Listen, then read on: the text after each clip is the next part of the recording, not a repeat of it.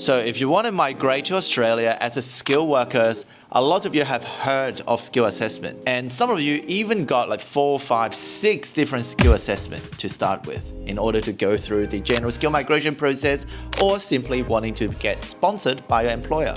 Now, the idea here is that you probably don't need to have that skill assessment. Or if you need skill assessment, you probably only need to have one skill assessment. Hi, I'm Johnny. I'm a migration lawyer based in Sydney and I post daily content on TikTok, Instagram and YouTube Shorts, plus this video on YouTube channel in order to help migrants like you to get PR faster. And if you haven't subscribed, make sure you hit the subscribe button so that you get updated when I post the next video. Now, number one, what is a skill assessment? Skill assessment is a piece of documents from a skill assessing authority nominated by the Australian government to verify your skill. So what it means is, say I'm a nurse, and I claim that I'm a nurse, then what you need to do is to go to NMAC, which is a skill assessing authority for nurses, to assess your skill and to confirm that you are who you are. You are a nurse and you have the skills that you require. A lot of people got that confused with licensing because not all licenses equals to skill assessment. So simply having a nursing license from your own country or having a nursing license in Australia does not mean that you have a skill assessment.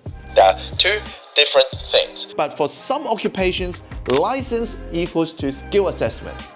For example, medical doctors, as long as you have general registration or specialist registration, that can be used to get that counted towards skill assessment. So you don't need to go through a separate skill assessment authority for it. Also, last but not least, for skill assessment, you need to go through the skill assessment process with the nominated skill assessing authorities. That can be ANMAT for nurses, VetAssess for a lot of different occupations, ASEQA for childcare workers and early childhood teachers, and of course, TRA for blue collar works. Now, different skill assessment has different authorities, so make sure you find the right one. And skill assessment is mandatory for general skill migration process. So say if you're going through the 189, 190 and 491 process, then yes, you have to get a skill assessment. Now, you also need a skill assessment if you want to go through the 186 direct entry stream. That's compulsory. Also, for some occupations, if you hold a certain type of passport,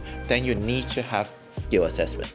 Apart from that, you don't need to have a skill assessment for 482 skills in demand visa. So make sure you remember that. Yeah, if you go on the website, it says that you will need to have a skill assessment, but that fine print at the bottom, read that fine print. So it may save you a few $1,000s. What are the visas that you don't need skill assessment? You don't need a skill assessment for student visa. You don't need a skill assessment for partner visa, for business visa. You don't need skill assessment for 485 post higher education work stream. But for the other one, you need it. Now, there are different types of skill assessments, so let me break it down for you. There's a 485 provisional skill assessment, which is usually used for the purpose of vocational education graduates, like cooks, chef. Then they use a PSA, which is provisional skill assessment for 485 visas, so that they can get a 485 visa through the post-vocational education work stream. So there's another skill assessment, which is 482 skill assessment that's available with the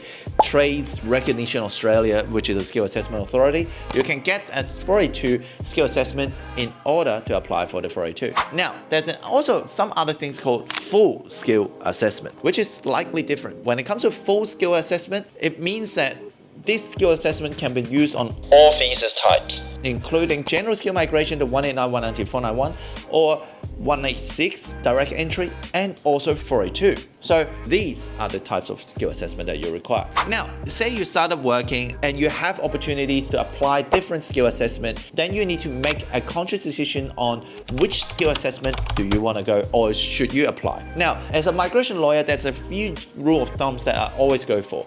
There's 5 different occupations. Let's assume that you can get a valid skill assessment for all 5 of them. There are a couple of factors that I always consider. Number one, when it comes to that occupation, what kind of occupation it is? What kind of visas can this occupation get you to? Is it on the medium to long-term list, or is it on the short-term list, or is it on the regional occupational list? So I will always look into the visa types that this skill assessment can get me into. There's another thing that I also look into is the invitation points. Whether or not this occupation has a lower invitation point comparing to all the other ones. Usually I benchmark it with all the other occupations based on the last round on the 189 invitation round. So I always pick the lowest score for that particular occupation. Then I was thinking, yeah, that probably improved my chance on that. Last but not least, I also consider your location. Where you're based can dictate which skill assessment you should go for. Say you are in New South Wales and you're working as a chef and you have a skill assessment. That's pretty useless because it's not on the list. So you better move to somewhere else. Same goes to restaurant manager. If you're in New South Wales, even if you have a skill assessment, it doesn't make any sense because it doesn't get you there. It doesn't get you to the 189, 190, 491 visa program. Now, there's also one thing that a lot of people think about. Hey, I can do 5 skill assessments. Should I go for all 5? The answer is probably not. You only go for the ones that give you the best shots. Otherwise, if the rest of them are very similar, what's the point? You're not necessarily improving your chance. But ignore me, if you have a lot of money to flash and you don't mind spending those money, then yeah, you can go for that. So now you should know whether or not you should apply for a skill assessment. And be sure that you don't need a skill assessment for most occupations on the skills in demand visa. If you're applying for a skill in demand visa or going to get sponsored on the skills in demand visa and you are not getting sponsored at one of the blue color occupations or having some of the selected passport, which I have a link to the legislative instruments in the description of this video. And then you can refer to that legislative instruments and then so you can tell whether or not you need it. There are also a lot of exemptions to it, so I'm going to talk about it in one of my future videos. If you want to know more and if you like the content of this episode and this video, make sure you hit the subscribe button, comment, and share this with your friends. And thanks for your time, and together, let's get PR faster. Till next time.